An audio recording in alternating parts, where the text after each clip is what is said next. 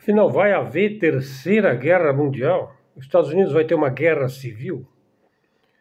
O presidente da Federação Russa, Vladimir Putin, vai acabar usando armas nucleares na Ucrânia, ou talvez contra algum país da OTAN?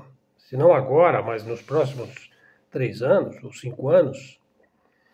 E lá em Gaza, vai continuar aquele genocídio medonho, como se nada estivesse acontecendo? Os povos árabes vão continuar cedendo ao poder do dinheiro em função de uma imoralidade, de uma total falta de humanidade ali?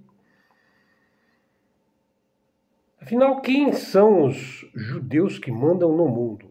Se é que são judeus? Veja, eu fiz vários vídeos para explicar a questão da máfia casada, dos casares. Veja, é muito importante entender que a elite globalista capitalista não é judia, mas é casar, jázaros, né, que vieram lá da Casária, onde fica a Ucrânia.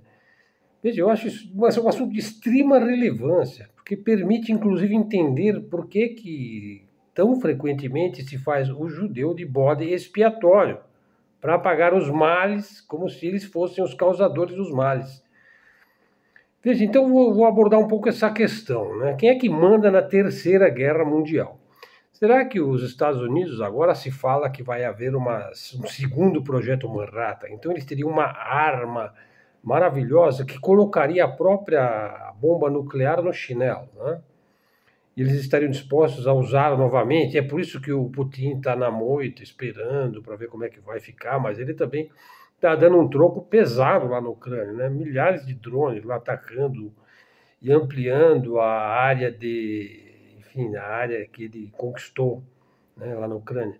Mas veja, eu vou abordar aqui 3 famosos jázaros. Veja, o Volodymyr Zelensky, o Benjamin Netanyahu e o Javier Milei. Veja, os 3 jázaros, que na linguagem vulgar se diria os 3 judeus, mas eles não são simplesmente judeus, eles são jázaros, né? Seguem o rabino talmúdico da seita Chabad Lubavitch, baseada no movimento racídico judaico. Isso não é uma mera narrativa conspiratória, é um fato, né? Tampouco é uma suposição antissemita. Eu não sou antissemita, pelo contrário, eu sou semita. Mas pode ser considerada como anti-sionista. Veja, esse que é o ponto. A gente tem que bater nesse martelo. E sionismo não é a mesma coisa que judaísmo, né? E não tem nada a ver com você ser anti-judeu, né? Muitos judeus condenam o sionismo como uma doutrina falsa, manipulatória. O sionismo, sim, é uma conspiração sinistra, né, para promover a Terceira Guerra Mundial. É eles que estão por trás desta loucura. Mas não existe apenas os talmúdicos, né? Veja, então a gente pode dizer que tem os talmúdicos, os racídicos e os sionistas, né? São os 3 ramos principais aí do ponto de vista das seitas. O Chabad Lubavitch é um movimento racídico fundado no século XVIII. Veja, ele é conhecido por uma abordagem mais espiritual, com uma ênfase na ética, na educação judaica. O seu líder mais proeminente foi o rabino Menachem Mendel Schneerson. Ele faleceu em 1994, conhecido como Rebbe, que é um título honorífico, de Lubavitch. A influência do Schneerson continua até hoje, hein? O movimento racídico é muito respeitado por muitos judeus. Eles têm uma rede global de centros comunitários. Veja, também é alvo de críticas em vários círculos, pois que os associam a visões messiânicas, escatológicas, né, assim, obcecados pelo fim do mundo, né, e pela salvação da humanidade, pela vinda de um novo Messias, o primeiro Messias deles que ainda não veio, né, porque se o Messias iria libertar o povo judeu, e eles ainda não estão libertos, né, pelo contrário, estão envoltos aí numa trama conspiratória, tá? Porque, de certo, o Messias que eles esperavam ainda não veio, né? Vamos fazer uma análise individual. Vamos começar com Volodymyr Zelensky. Veja, então, o Zelensky, ele é judeu por ascendência, tem laços culturais com a comunidade judaica da Ucrânia. Na verdade, ele é um khazar, ele é um jázaro, né? Ou seja, ele não é um judeu bíblico, né? Eu fiz vários vídeos para explicar essa questão do que é o judeu bíblico e o não bíblico, né? E a diferença entre um jázaro e um judeu, né? E um khazar, que é a mesma coisa que jázaro. Veja, no caso do Zelensky, ele não é um seguidor ativo ou devoto do Chabad Lubavitch. Ele se encontrou com rabinos do movimento, incluindo uma reunião com 6 rabinos em 2019 e uma outra reunião em 32 de setembro de 2023. Veja, a Ucrânia tem uma comunidade judaica significativa, assim como a Rússia também. E o Chabad mantém centros ativos na Ucrânia, como em Uman, local de peregrinação para o túmulo do rabino Nachman de Breslov, outro líder racídico. Já expliquei aqui no canal que não se confunde judeus bíblicos com os jázaros, que são os descendentes dos Casares lá da Casária, né? Veja, então, na verdade, assim, os que usam as escrituras e as narrativas apocalípticas para finalidades de acumular poder e influência sobre as massas. Então eu uso a religião e a fé no fim do mundo e no fim dos tempos, né, toda aquela conversa, né, de terra prometida, de raça escolhida e tal, mas na verdade para ter uma forte influência geopolítica, né, e política, e também econômica, e também cultural, né. A gente vê isso daí muito na teoria do domínio, na teoria da prosperidade, no neopentecostalismo, nas pregações de fim de mundo das igrejas evangélicas e por aí vai, né? Pois um segundo indivíduo, aí, o Benjamin Netanyahu, o primeiro-ministro de Israel, veja, ele tem uma relação documentada com o movimento Chabad. Em 1990 ele visitou o rabino Menachem Mendel Schneerson, que o incentivou, veja só, ele o incentivou a acelerar a vinda do Messias. Né? O Netanyahu expressou uma admiração pelo Rebbe Schneerson em 2019, no 25º aniversário de sua morte. O Chabad tem uma forte presença em Israel. Muitos políticos sionistas mantêm laços com o movimento racídico, hein? Então, o Chabad é um movimento respeitado na sociedade israelense. O Netanyahu, ele se considera a si mesmo como alguém que deve cumprir as profecias talmúdicas. Estão entendendo onde eu quero chegar? Como a construção do terceiro templo, criar as condições para a chegada do Messias judeus, por exemplo, promovendo a Terceira Guerra Mundial, né, levando o mundo ao caos e à destruição, para que daí, então, no meio dessa conflagração geral, vem o Messias, né? Bom, e o terceiro indivíduo é o Javier Milei, presidente da Argentina. Milei, bom, alguns dizem que ele é católico e que ele quer se converter ao judaísmo. Bom, o Milei é ligado ao rabino Shimon Axel Walnish, da comunidade judaica marroquina em Buenos Aires. Essa comunidade chamada Silba, A-C-I-L-B-A. Ele visitou o túmulo de Menachem Mendel Schneerson em Nova York em 2023, antes e depois de sua eleição, como um gesto de agradecimento espiritual. O Milei presenteou o Zelensky com uma menorá durante sua posse em 2023, um gesto simbólico que reforça sua afinidade com o movimento cabalista. Ele também nominou Walnish, né, o rabino, como embaixador da Argentina em Israel. Veja, então você vê que ele reflete aí, ele faz parte de um movimento que reflete, ele tem uma conexão pessoal com o sionismo, né? A relação de Milei com o Chabad é explícita e influenciada aí pelo Walnish, né? A visita de Milei ao túmulo de Schneerson e suas declarações públicas sugerem um interesse genuíno nos assuntos do apocalipse e do fim do mundo, né? Bom, então os 3 líderes jázaros têm conexões com o talmudismo sionista, fim de mundo, apocalipse, escatologia. Mas o grau e a natureza dessa conexão podem variar um tanto. Por exemplo, o Netanyahu e o Milei têm um laço mais explícito, enquanto que a relação de Zelensky é mais circunstancial, né, tem um papel mais político, né? A presença de Zelensky na posse de Milei, a visita de Netanyahu ao Rebbe e a nomeação de Walnish por Milei são exemplos de interações que apontam para uma afinidade à cultura messiânica e escatológica, especificamente aquela cultura que promove a vinda do Messias e a preparação para o fim dos tempos. Então, assim, tanto o Zelensky como o Netanyahu, como o Milei, concluindo, entre vários outros eminentes jázaros, né, têm conexões documentadas com o movimento Chabad Lubavitch, ligações de ordem cultural, espiritual e com reflexos políticos evidentes. Veja, ainda aprofundando um pouco, já indo para a segunda parte do nosso vídeo. Veja, falar sobre a escatologia talmúdica. Veja, o Chabad de Lubavitch, que é fundado no século XVIII, é conhecido por sua interpretação mística do Talmud e pela ênfase na chegada do Messias. Veja, é um tema central na escatologia judaica. Sob a liderança do rabino Menachem Mendel Schneerson, que nasceu em 1902 e faleceu em 1994, o movimento ganhou projeção global, estabelecendo centros comunitários em dezenas de países e promovendo uma visão de redenção que combina a espiritualidade com uma ação prática, né, de viver a espiritualidade. A escatologia do Chabad, a escatologia é aquela parte da mística que estuda o fim dos tempos, né, e a destinação final da raça humana. A escatologia do Chabad não é apenas teológica, ela propõe que os atos humanos, por exemplo, a disseminação do judaísmo, a defesa de valores éticos, podem acelerar a era messiânica. Quer dizer que eles estão em busca dessa era messiânica. Essa visão inclui a restauração de Israel, você vê que aí entra o sionismo, né? E a reconstrução do Templo de Jerusalém.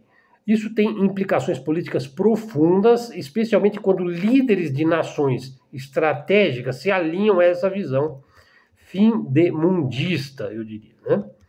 Bom, o Zelensky, que é presidente da Ucrânia, frequentemente ele é citado como um líder jázaro, cuja proximidade com o Chabad pode influenciar sua política externa e interna. Veja, a Ucrânia, historicamente, é um berço do hasidismo. Ela abriga centros importantes do Chabad. Por exemplo, o túmulo de Nachman de Breslov, em Uman, atrai milhares de peregrinos todos os anos. Sob a ótica escatológica, veja esse ponto, a resistência de Zelensky contra a Rússia pode ser interpretada como um esforço para proteger um território sagrado para a narrativa messiânica do Talmud, né? Veja a interação com rabinos, os encontros lá que ele teve. Veja, ele tem um alinhamento profundo com o movimento, né? Então ele vê a preservação da identidade sionista como uma parte do caminho para alcançar uma redenção, né? Geopoliticamente, isso se traduz em uma postura pró-Ocidente e pró-Israel, alinhando a Ucrânia a uma coalizão que ressoa com os ideais de domínio de uma raça escolhida, de um território prometido, ou seja, uma vitória messiânica. E nada como essa fé, assim, digamos, sectária e profunda para tornar o indivíduo completamente fundamentalista, né, nesses temas. Retomando, veja, o Israel e o projeto do terceiro templo. Veja, o líder lá de Israel, o primeiro-ministro lá, o Benjamin, ele tem essa conexão com o talmudismo. Veja, ele tinha contatos constantes com Schneerson, e o Rebbe o exortou a fazer tudo o possível para trazer o Moshiach, o Messias. Por quê? Para o Chabad, a restauração de Israel como nação soberana é um marco escatológico. E a possibilidade de reconstruir o templo em Jerusalém, que foi destruído, é um objetivo central. Sob essa perspectiva, as políticas de Netanyahu, por exemplo, a expansão de assentamentos na Cisjordânia e a defesa de uma postura militar genocida contra as ameaças do Hamas estão perfeitamente alinhadas com a sua visão de preparar o terreno para a redenção.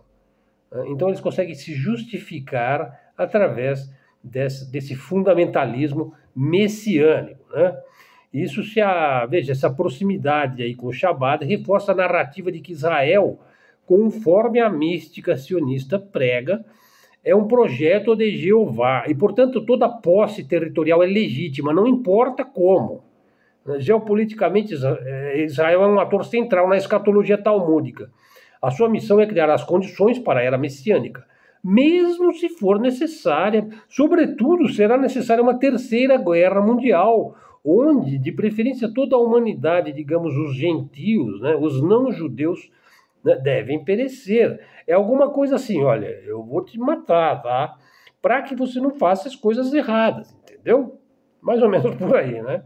Bom, e o Milley, então, por sua vez, que é ligado ao rabino Wanish, e que visitou oficialmente o túmulo de Schneerson em 2023, tem também sua afinidade com a escatologia do Chabad, né, que ele integra aí uma visão política libertária, ANCAP, né, ele gosta de Bitcoin, né. O Milley expressou interesse em se converter ao judaísmo e nomeou o Anish como embaixador em Israel, né? Então você vê que ele também tem uma forte identificação com a causa sionista. Veja, do ponto de vista da escatologia, a Argentina de Milei pode ser vista como um aliado periférico, mas é estratégico na construção de um mundo aliado aos ideais do Shabbat, né? A política externa pró-Israel e pró-Estados Unidos, por exemplo, essa coisa de presentear o Zelensky com o menorá, são esforços para colocar a Argentina aí nessa narrativa global de redenção, né? Bom, se nós aceitarmos o fato de que Zelensky, Netanyahu e Milei são influenciados pela escatologia talmúdica do Shabbat, as suas ações formam um eixo geopolítico que vai além de interesses nacionais tradicionais, né? Por exemplo, a Ucrânia, sob Zelensky, fortalece a sua posição como um bastião ocidental messiânico contra a Rússia, alinhando aí a um ideal globalista messiânico. Israel, liderado por Netanyahu, é o núcleo político, o centro, o cérebro, vamos dizer, o coração da narrativa messiânica, né? Que chega ao nível, assim, da escatologia genocida, né? Assim, chega a esse nível de loucura, né? Porque se isso aconteceu lá no Velho Testamento, nada impede que continue a mesma política, né, de limpeza étnica e por aí vai, né? E a Argentina de Milei já é um ator, digamos, novo na história, que reforça a influência sionista na América Latina, continente que historicamente é distante, hein, dessas dinâmicas de fim de mundo, da antiguidade, porque para mim tudo isso são coisas da antiguidade que continuam medonhamente assombrando o mundo contemporâneo.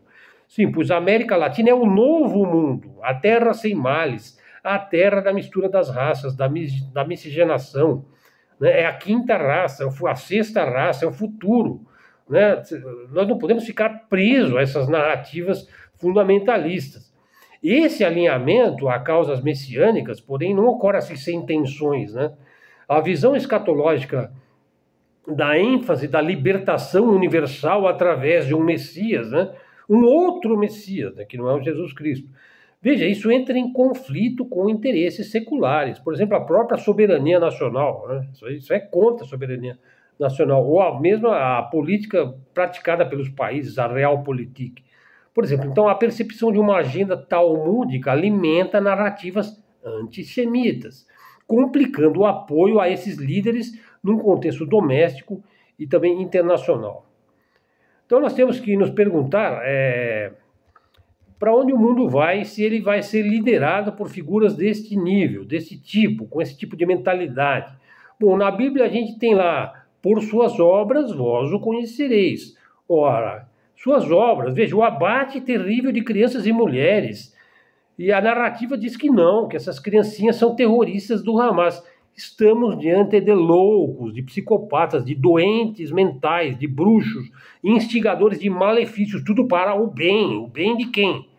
Ou seja, eu vou meter fogo em tudo, pois isso garante a chegada da Fênix. Então veja só, o racidismo é um movimento místico judaico surgido no século XVIII. Ele não considera Jesus Cristo como uma figura divina, como um Messias ou parte de sua teologia. Para os racídicos, como em outras correntes do judaísmo ortodoxo, a crença central é o monoteísmo estrito, baseado na Torá e na tradição rabínica, que não reconhece como Jesus como o Messias ou uma figura de autoridade espiritual, né?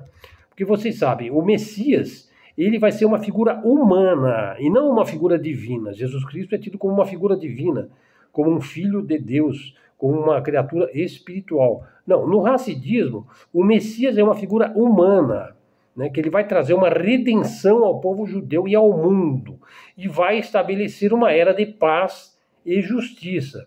Né? Nós não vivemos numa era de paz e justiça, né? Portanto, do ponto de vista do racidismo, Jesus Cristo não é o Messias, né? Pois que foi descrito assim pelos profetas hebreus, que o Messias estabeleceria uma era de paz e justiça. Mas talvez isso leve milhares e milhares e milhares de anos. Bom, então Jesus, para os judeus, não cumpriu essas profecias. Claro que existem também os judeus messiânicos que acreditam que é Jesus, né? Mas, enfim, em geral, não acreditam. Por exemplo, os Ashkenazes, os israelenses, os Jázaros, né? E também não houve a reconstrução do templo em Jerusalém, não houve a reunificação do povo judeu, né? Eles acham que vão reunir tudo lá em Israel, né? No máximo, Jesus Cristo é visto dentro do hasidismo como uma figura histórica, mas que não tem uma relevância teológica. Então, no contexto racídico, o foco está na conexão direta com Deus por meio da oração, do estudo da Torá, né? Isso faz parte do misticismo cabalístico, né? E é feito através da liderança dos rebes, que são os líderes espirituais. Qualquer veneração a Jesus seria considerada incompatível com esses princípios. Algumas fontes racídicas podem até mesmo abordar Jesus em narrativas polêmicas, mas geralmente é de forma neutra ou crítica, refletindo aí a visão judaica tradicional. Mas nós podemos concluir que existe também o lado da visão espiritual, da edificação moral, da ética existencial, né?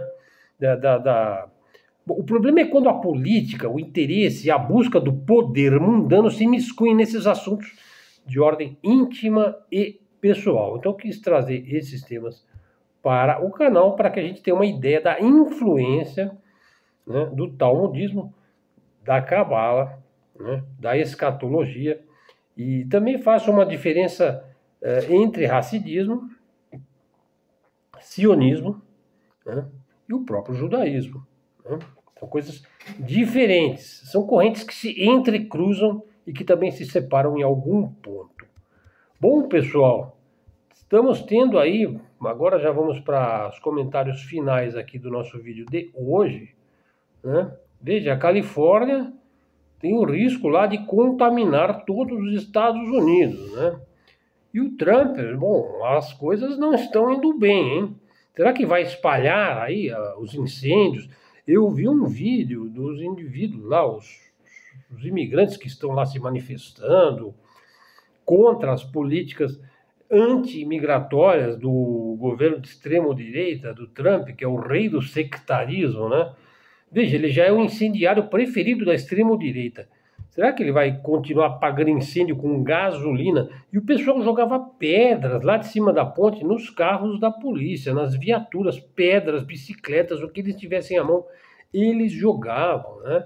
Será que isso aí é vamos dizer, algo para ter um controle da população, né? Primeiro eu deixo descontrolar tudo, né? E depois eu vou consertar, né? Bom, é complicado, porque você já tem incêndios aí, confrontos acontecendo nos Estados Unidos, na Califórnia, no Texas, na Irlanda, na França, na Espanha, enfim. Ossos estão se quebrando, as milícias estão se formando, a polícia vai enquadrando, a borracha vai lambando, hein? Veja, o Ocidente já trilha um caminho sem volta. Mas veja, aí eu faço a minha análise. Veja, enquanto existiu a União Soviética, o capitalismo teve medo e investiu pesadamente em seguridade social, o famoso welfare state europeu, previdência, consolidação das leis trabalhistas, né? Veja, os próprios fascistas deram um jeito de ter um lado também socialista, né? Investiram em saúde pública, isso aí deu muito certo aqui no Brasil, hein? Então veja, então o que os imperialistas, o imperialismo americano fazia? Ele metia bomba aí no terceiro mundo, né? No Iraque, no Vietnã, no Sudão, metia bomba na Líbia, derrubava governos, eliminava líderes, fazia revoluções em toda parte, enquanto aceitava milhões de imigrantes em suas capitais. Só que a União Soviética acabou, o sonho acabou, já não dizia o John Lennon, acabou de novo, né? Então, enquanto existiu a União Soviética, o capitalismo, porque o que é o capitalismo, né? É acumulação, né? É acumulação de renda, né? Então, veja só, pessoal, veja, estendendo um pouquinho essa análise, veja, parece que as pessoas, o Tico contra o Teco, eles não entendem direito a geopolítica. Veja, o Tico contra o Teco, você sabe, é quando eu falo a direita contra a esquerda. Veja, os de direita muitas vezes não entendem o óbvio. E o que é o óbvio? Veja, quem é que faz a diferença hoje no mundo? É a China. Veja, o Partido Comunista Chinês tirou 800 milhões de chineses da enxada. criou a mais pujante classe média do mundo.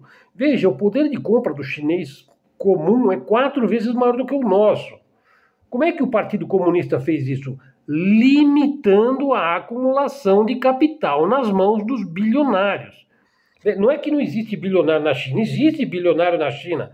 Mas, por exemplo, o bilionário chinês ele tem, vamos dizer, 10 bilhões de dólares. Ele não tem 1 trilhão de dólares como o Elon Musk, né? O Bill Gates, né? Enfim. Então, assim, quando acabou a União Soviética, o que aconteceu? O Ocidente não precisa mais de fazer projeto social. Projeto social virou palavrão. Veja, ele não investe mais na população. O chinês investe, né? Então, o capitalismo ele segue fazendo o quê? Aquilo para o que a sua destinação, a sua escatologia. Ele acumula capital, é isso, em poucas mãos. O capital não tem mais nada a oferecer ao ocidental comum. Virou ANCAP, né? Anarcocapitalista. Eles adoram o Mises, defendem a privatização total, querem acabar com todas as conquistas sociais. Né? Por quê? Porque isso é coisa de comunista, né? Isso é coisa de socialista, isso é coisa de... Né? Querem destruir a CLT no Brasil, destruir o SUS, a Seguridade Social, o emprego. Bom, o capital hoje só tem a oferecer a destruição no Ocidente. O seu modelo é Gaza, né?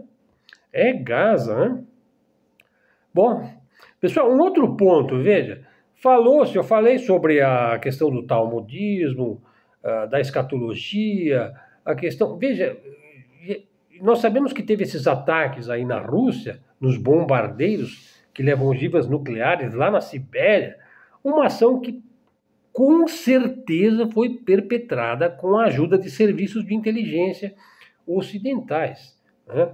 Ou seja, foi realizada pela OTAN, usando aí provavelmente agentes do Mossad ou do MI6, o MI6, né? Pois que aquilo que restou do Império Britânico é o que existe de pior hoje no mundo em termos de infiltração, em termos de perpetrar o mal, sobretudo lá na Ucrânia, né? Os serviços de inteligência ocidentais, veja, vamos pensar, a CIA, o MI6, o Mossad e outros, eles têm vida própria, né? Completamente independente dos governos de seus países, né? Pior, dentro das próprias agências existem subagências incontroláveis. Então, você tem lá uma célula do Mossad, que faz parte do Mossad e sequer sabe o que a outra célula vai fazer. Então, eu estava assistindo aquele filme O Anjo do Mossad, isso fica bem estabelecido no filme, hein? E a pura verdade. Veja, então, quando do ataque dos bombardeiros russos, ficou patente ao observador esperto que o Trump não sabia de nada, né? O Putin sabe que ele não quer a guerra nuclear contra o Ocidente, mas os escatológicos querem, né? Bom, pessoal, acho que o vídeo está de bom tamanho. Bom, os Estados Unidos não vão bem, hein? Concluindo aqui o nosso vídeo, hein? Quem não concorda, quem acha que vai às mil maravilhas e que baixar o sarrafo imigrante é uma coisa maravilhosa, bom, é globeleza, né? Quem acredita nisso, né? É chapéu de alumínio. Veja, a hegemonia americana, ela teve um preço muito alto, né? Veja, para haver o poderio Yankee, né, você tinha que ser um país emergente, desindustrializado, sujeito a revoluções coloridas, sujeitos a lawfare, a polarização.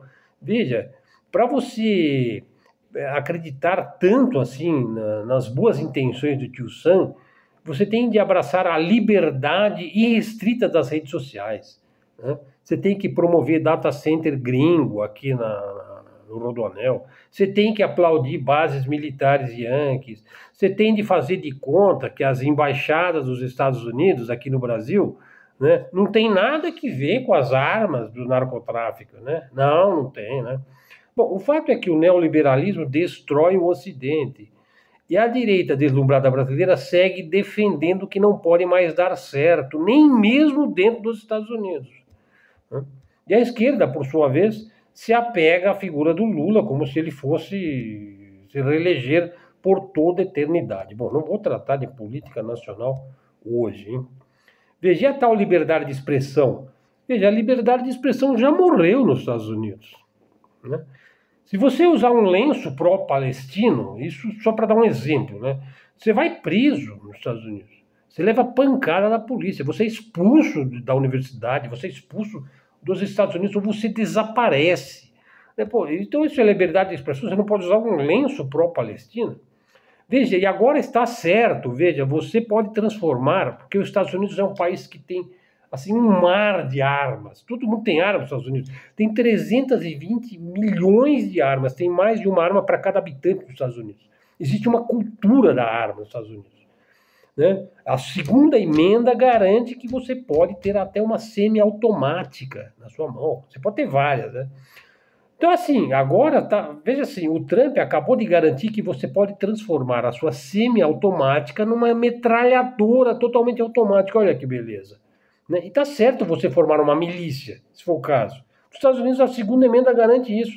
Se você tiver um governo, digamos, injusto, woke, de esquerda, comunista, bom, você tem que formar uma milícia e enfrentar o governo. Você sabia? Você pode fazer isso legalmente. A segunda emenda garante. O Trump garante isso daí. Vai dar certo, né, pessoal?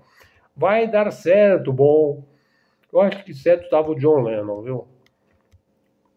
Bom, e o Lula foi homenageado pela Interpol, hein?